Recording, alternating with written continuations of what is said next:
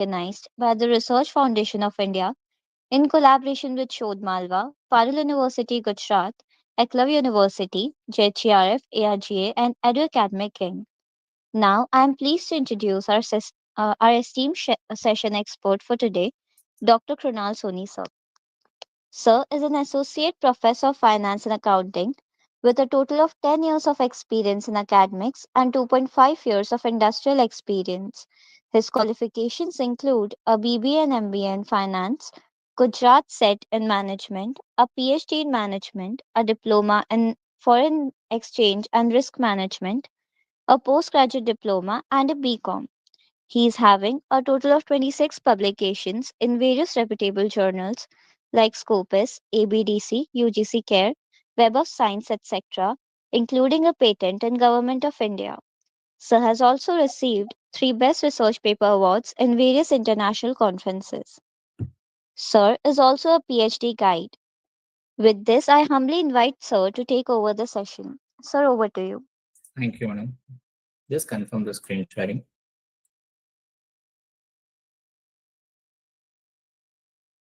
Yeah, I hope it is visible. Yes, sir. Okay, thank you.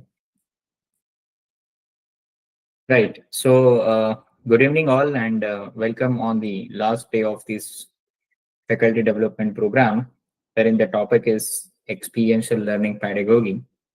Right. So, the entire FDP, the theme that has been designed by Research Foundation of India, was about to innovative teaching and learning pedagogy. So, wherein you have gone through many pedagogy, many tools for which brings some efficiency, which brings some improvement in terms of the teaching and learning aspect as far as the students are concerned, as on the delivery side, right? So that is where this particular FTP in terms of innovative teaching and learning is most fruitful in terms of understanding the needs of your target audience. These needs can be understood by having proper assessment that we have to do, by going on to the practical scenario, the field work that we have to do it. And based on that, we must have to provide the proper treatments to our target audience, that is none other than the students of this particular things that we have to take out, right? So it is very, very important that we should bring some innovativeness. We should bring some effectiveness as far as the teaching learning process is concerned, because student satisfaction is like most important, and the student satisfaction is ultimately going to be lead at the corporate satisfaction, wherein every institute is looking for the placements. So campus placements is also going to be very, very important as far as the teaching learning process is concerned. So we have to align all these requirements, all these expectations of the different stakeholders from the society who are directly or indirectly connected with our educational program and the institute which we are running.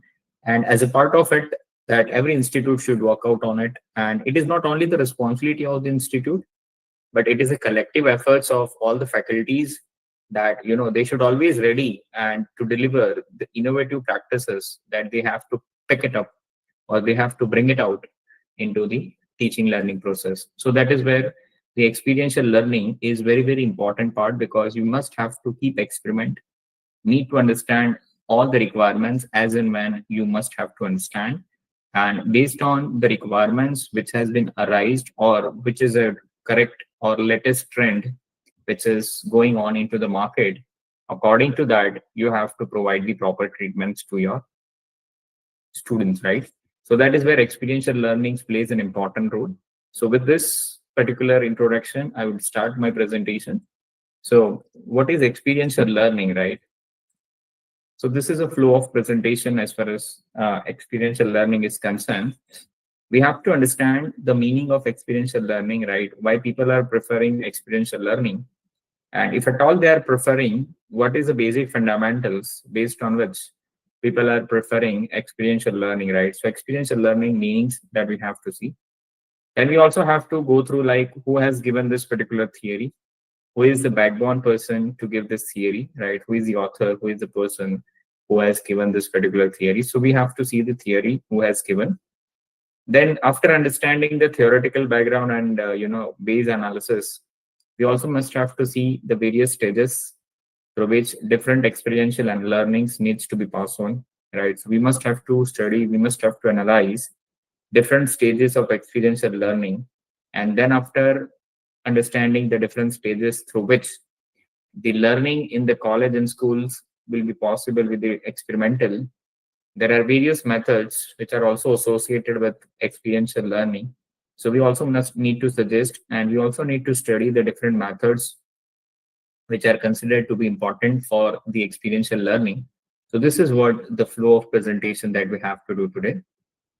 Then what is experiential learning, right? So there is one Chinese proverb, right, which says, and which is very important quote as far as teaching learning process is concerned. So this Chinese proverb says, tell me, I will forget, right? Means if you tell me something, there would be a chances that I may forget. That is typically we are talking about the physical classroom teaching learning process which is happening, right? Wherein, the props, the technology, the extra reading, and focused way of approach is hardly going to be applied as far as the physical classroom teaching learning process, right? And today the scenario, well, students are not going to prefer this sort of teaching learning process. So obviously we need to work out, we need to see something, and according to that we must have to prepare on the topics. Then second aspect is show me, I may remember, right? So instead of having physical teaching learning process classroom, there would be another ways. If you show me something, right, means if you show me, I may remember. That is, instead of having lecture methods of teaching learning, there would be some interesting activities or some interesting act that has to be performed, right? Either through the story making, or either to show the live demonstration of particular process or particular theory that we must have to try to understand the students. So that is where, if you show me, I may remember. So instead of the physical classroom which is happening into the market, we must try to bring the practical props, and that is where we must understand that we may remember certain things. So that is where, if you show me something, there would be a chances that I may remember something.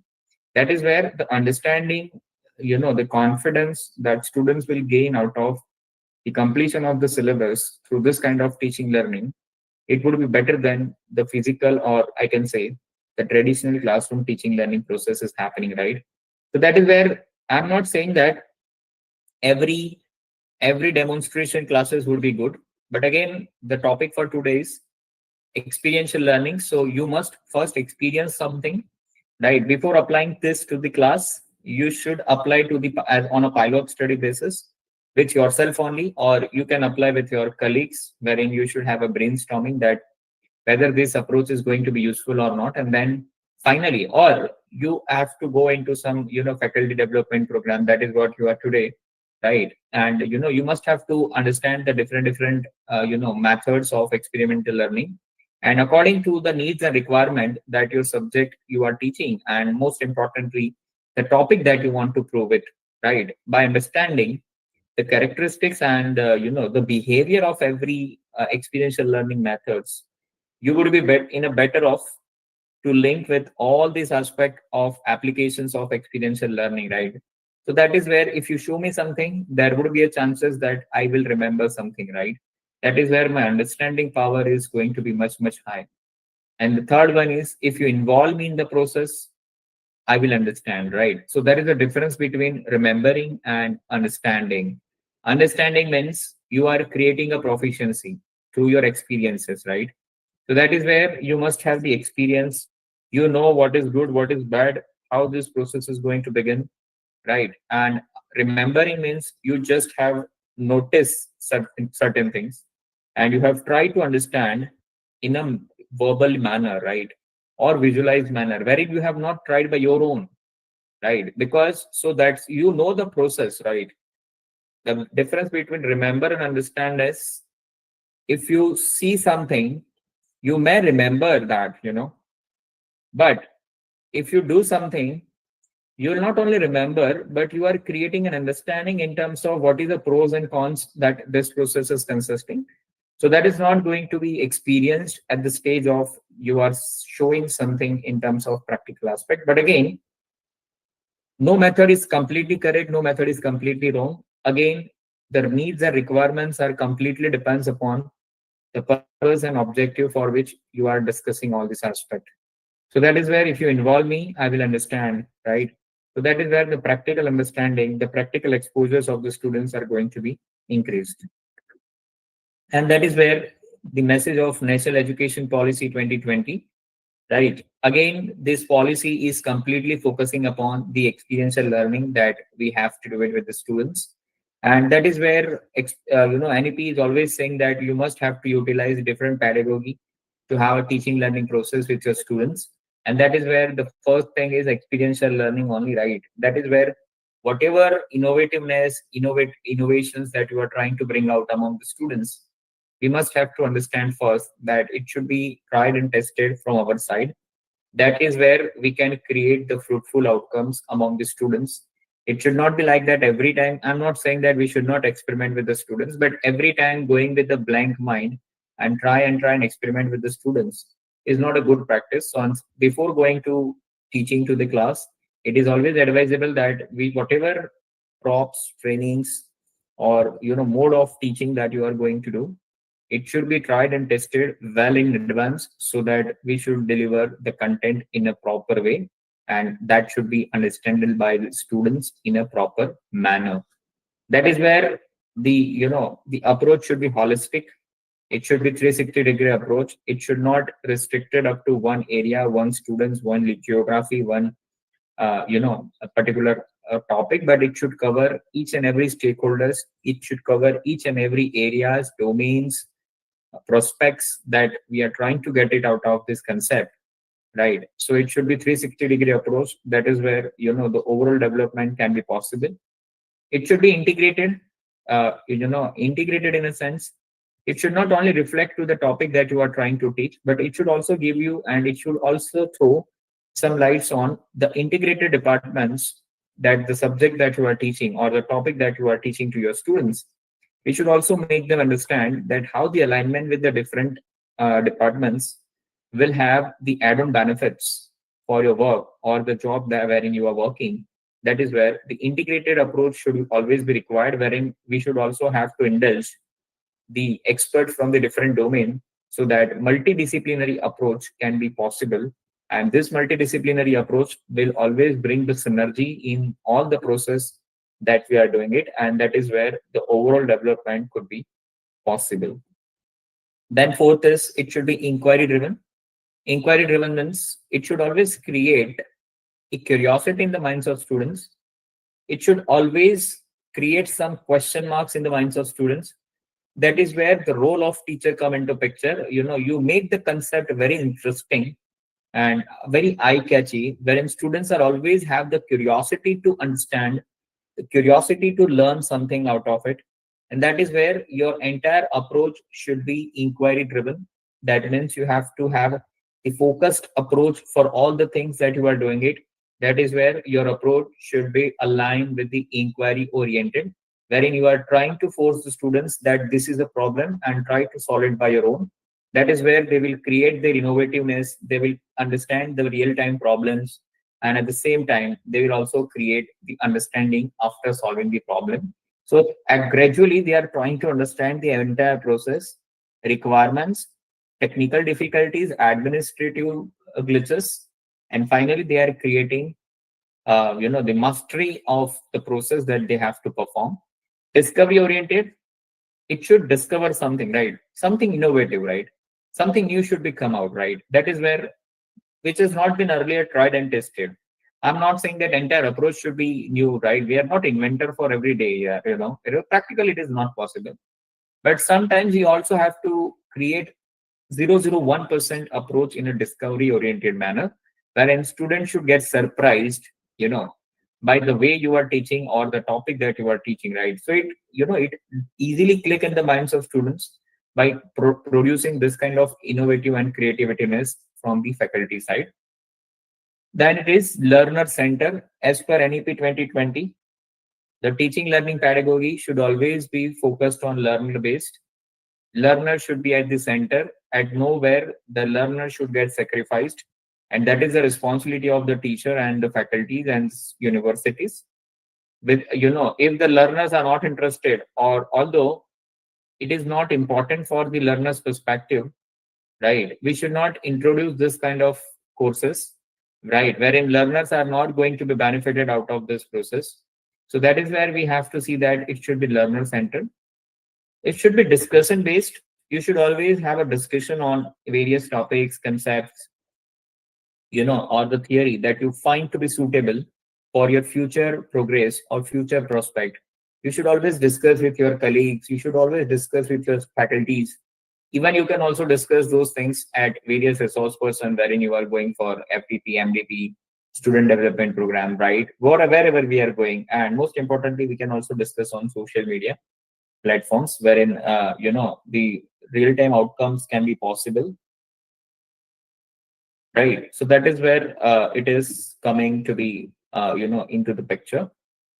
Discussion, it should be flexible, right?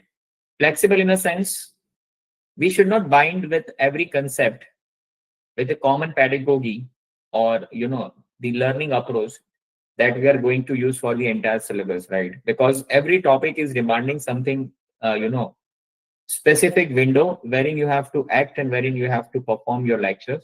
So in that way, your particular lecture or the session should be completely flexible, right? And most importantly, at the last, out of doing all this, we must have to ensure that the students at large should enjoy the entire process.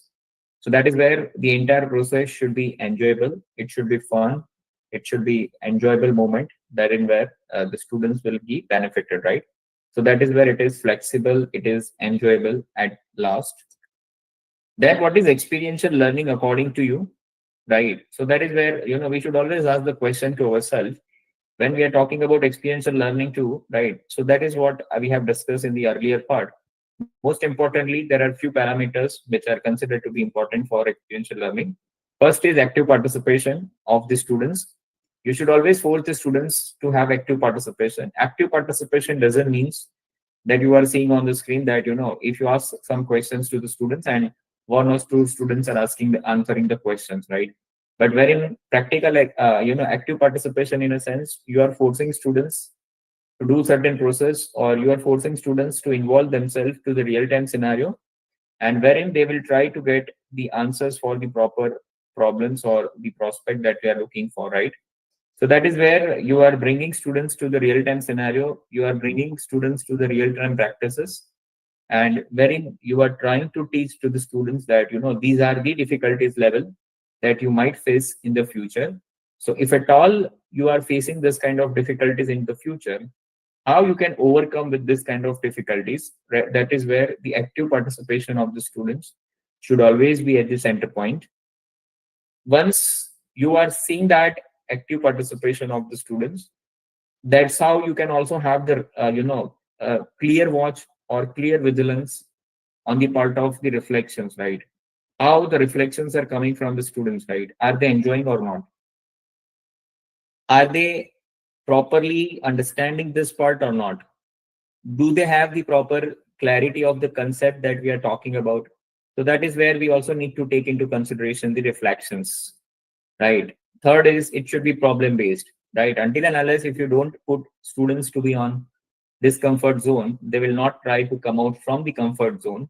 And that is where to put the students from the discomfort to comfort to discomfort zone is to make them think about it, to make them have the strategy about it, to make them understand the real time problem or the scenario, and at the same time they should also be forced to get the proper solutions for this problem, right?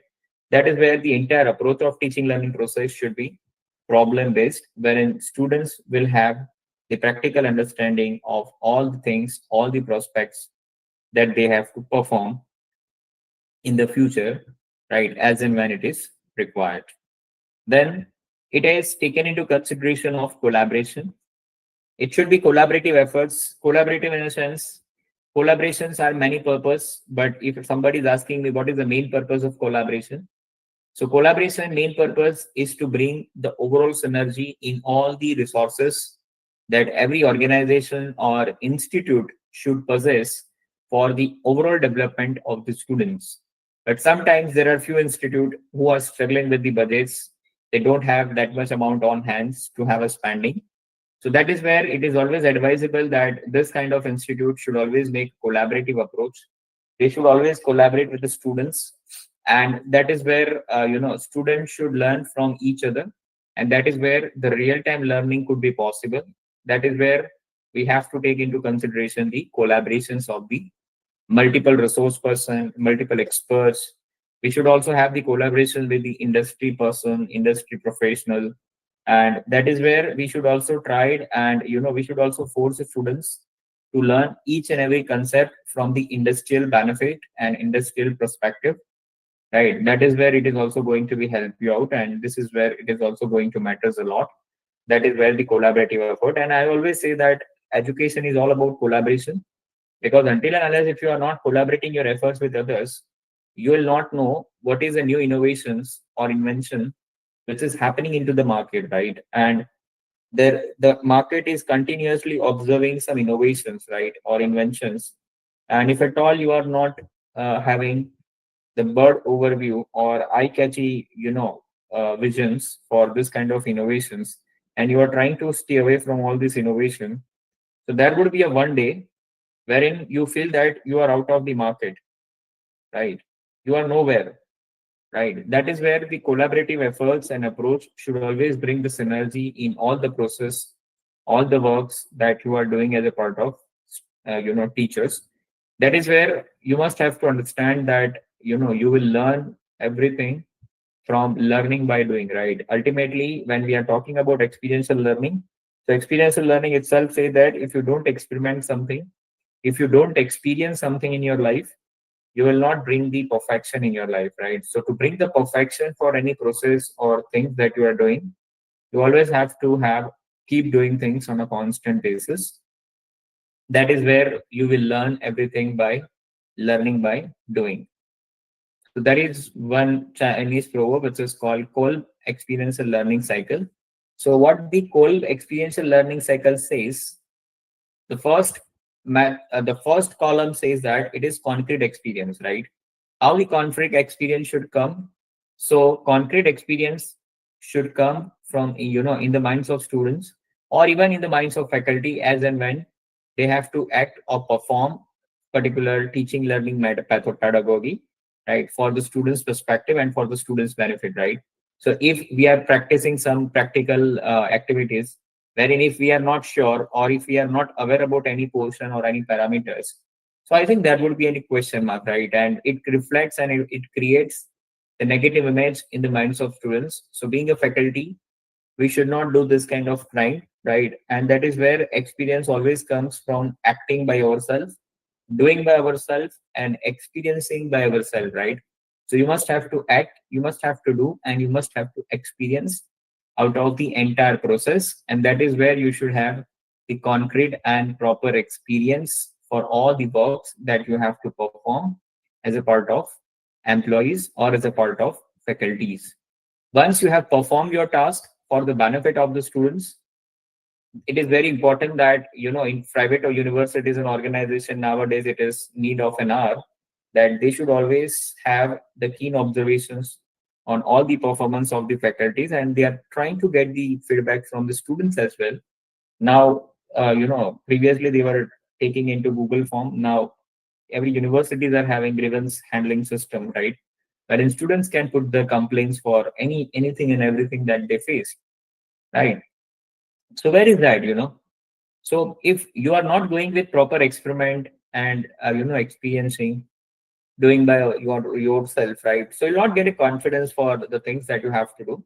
And if you are not confident in certain process, there will be a chances to commit a huge mistakes, right? And that is where the reflective observation should always be checked as a faculty or resource person with consideration of experiential learning cycle. So you'll always learn from the experience, and that is where reflective observation says that you always have to look back and you must have to identify what was good and what was not good, right? You have to create or you have to stretch the thin line of difference that what was went good and what was went wrong, and that is where you can understand and you can measure the reflective observations.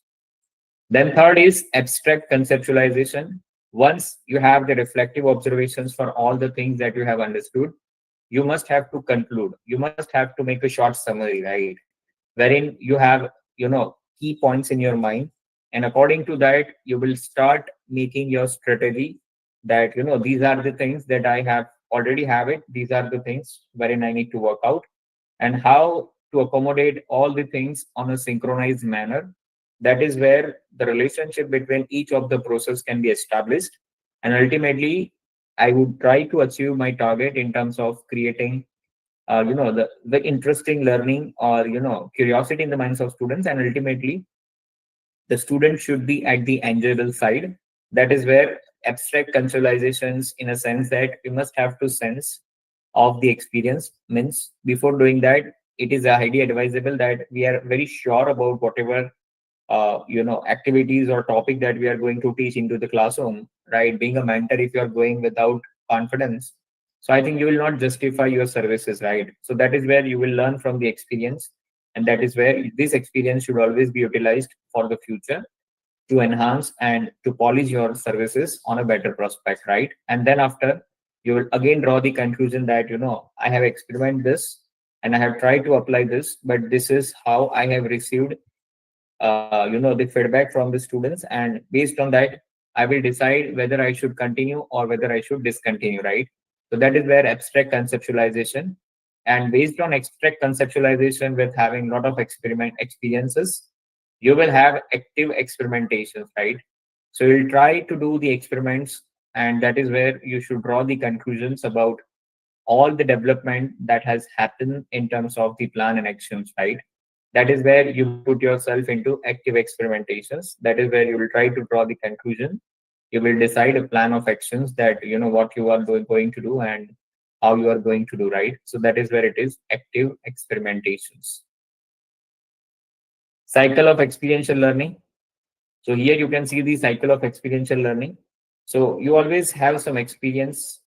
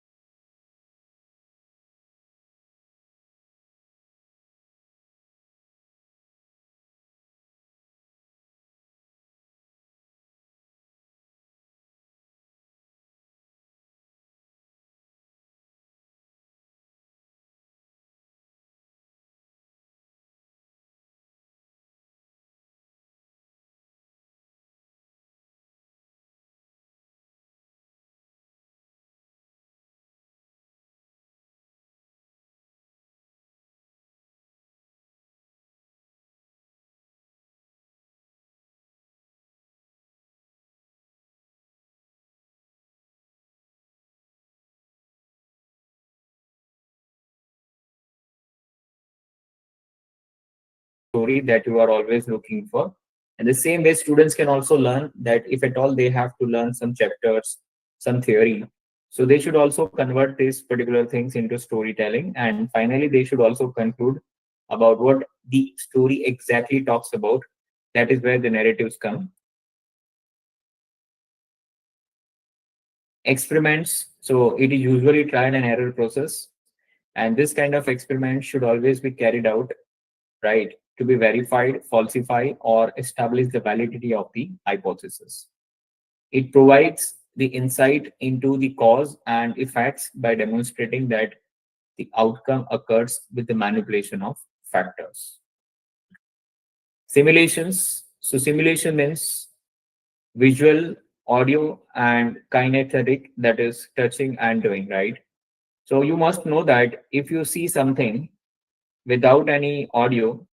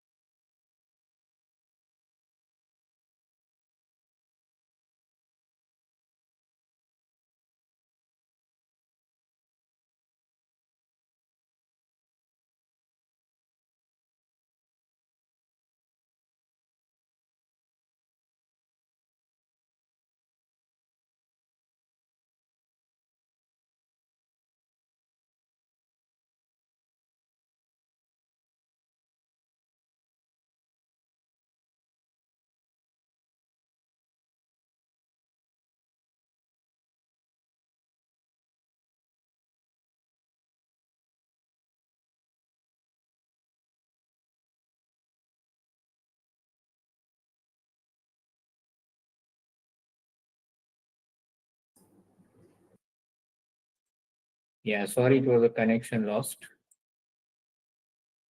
I hope I'm audible now. Hello, any feedback link, sir? Yes, sir. Any Yeah, yeah. feedback link, please? Hello. Any feedback link, sir? No, lecture is still going on. It was a connection error. Can you send any feedback link? For right now, you need feedback link. Hmm? Pardon? You need feedback link right now. Yes, from day one also we didn't yeah, fill But that any. should be done by the administrator. No, I'm a speaker. How can I Okay, give? okay, okay, sir. Okay, sir. Thank you.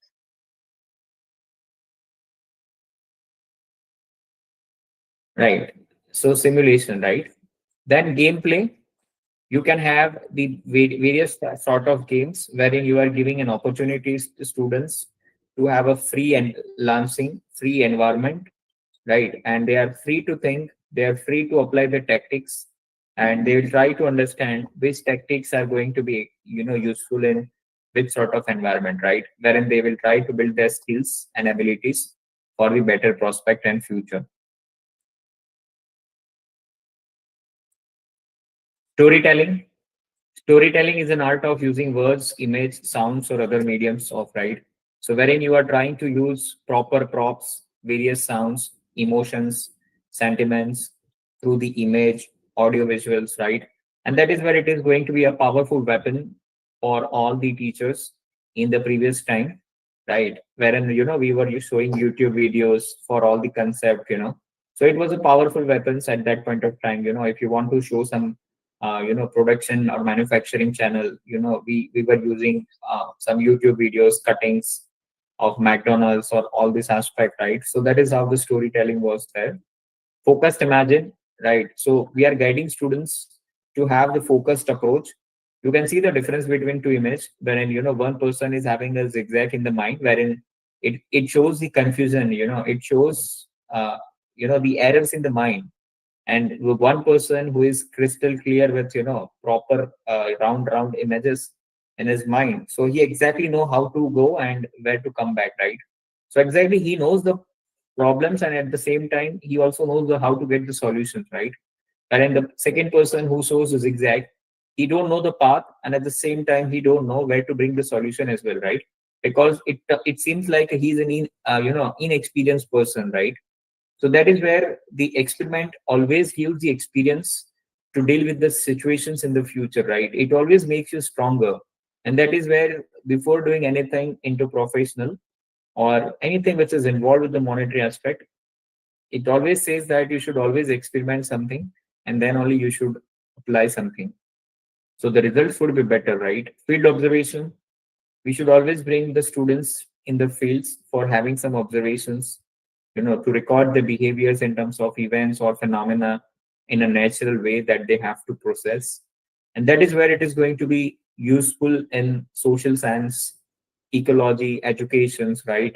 Wherein human involvement is always be on the peak mode, whereas the technological things is very low, right? So that is where field observation is always going to be beneficial, wherein people are going into actual field, they're observing the scenario, situations, attitudes of the person, and expectations of the person, right? So once you are finished this study, you should have the clear idea that what is the problem, what is the prospect, what is the expectations, what is the pricing, where is the market, how to deal with that, which are the channels through which we can proceed further. So all the things you are crystal clear, right? Because if you are not going outside, just imagine if you don't know any process, the first question that always comes in your mind, how to do it and what to do it, right?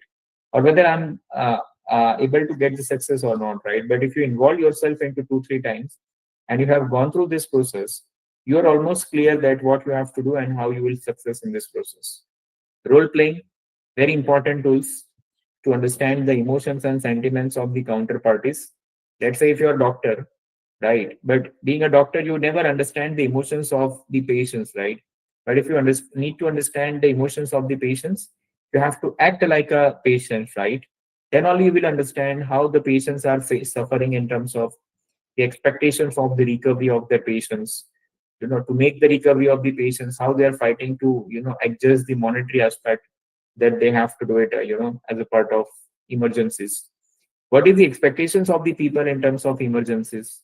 What sort of medical facilities that any corporates is expecting or university is expecting to have it with the alignments of the doctor.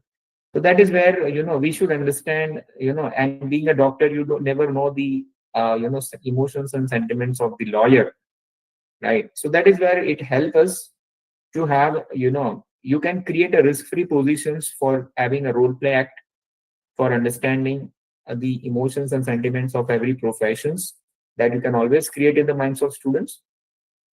And that is where students would be able to understand the different concerns, values, and positions that every person is having, right?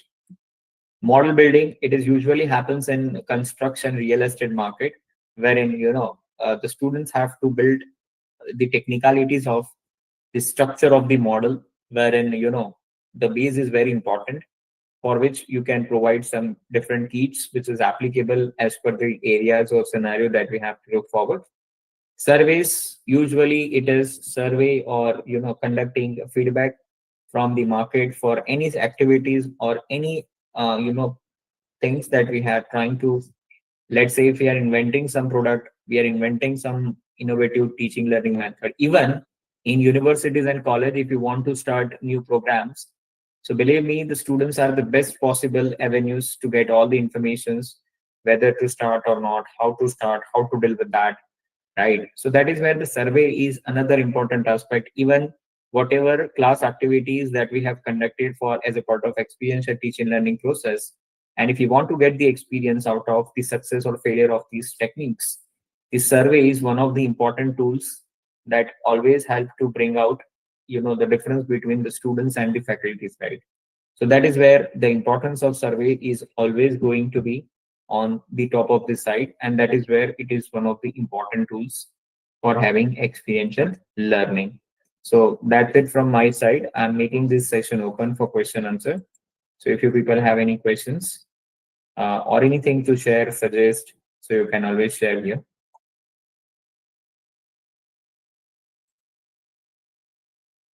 Yes, please.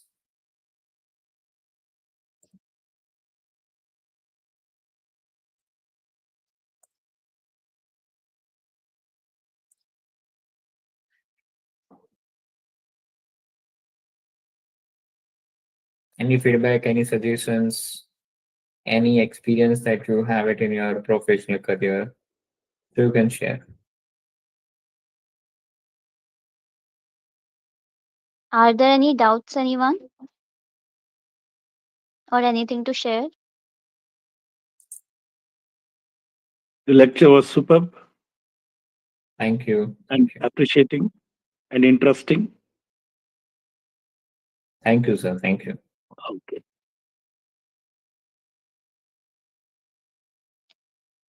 Fine. So I think no questions, madam. Ashwin, madam, over to you. Yes, sir. So, on the behalf of entire RFI team, a heartfelt thank you to sir for such an amazing session. So, it was truly enlightening and knowledgeable. Thank you. I would also like to extend my